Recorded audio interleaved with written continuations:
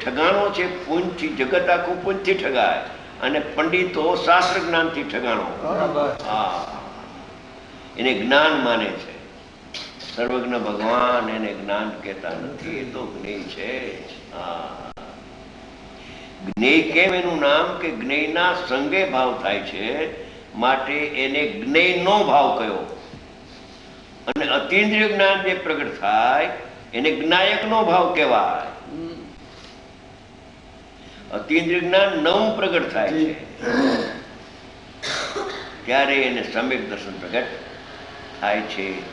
ઇન્દ્રિય જ્ઞાનમાં, ભાવ ઇન્દ્રિયમાં આત્માનો અનુભવ થતો નથી.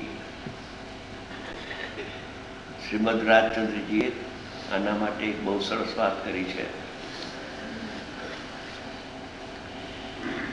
અનંત કાળથી, સાંભળજો, એકાવતારી પુરુષ થઈ ગયા છે. અનંત કાળથી જે જ્ઞાન ભવ હેતુ થતું હતું, વાપરો શબ્દ જ્ઞાન, તો જ્ઞાન તો કઈ ભવનું હેતુ દુઃખનું કારણ તો થાય નહીં, છતાં જ્ઞાન શબ્દ કેમ વાપરો? એ ઇન્દ્રિય જ્ઞાન, ભાવ ઇન્દ્રિય, એને જ્ઞાન શબ્દ મૂક્યો કે કોઈ ચતુર બિરલો હશે તો જ્ઞાનનો અર્થ કરશે.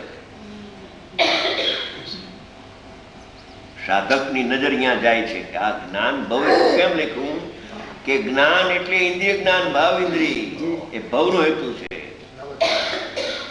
અહીંયા સમ્યક જ્ઞાન, મિથ્યા જ્ઞાન એવો શબ્દ વિશેષણ ન મૂક્યા, જ્ઞાન શબ્દ મૂકી દીધું.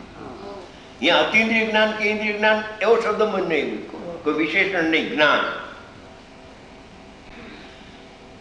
જે જ્ઞાન ભવેતું થતું હતું અનંતકાળથી હો, એમાં રાગ ભવેતું થતું હતું એમ ન લેખું.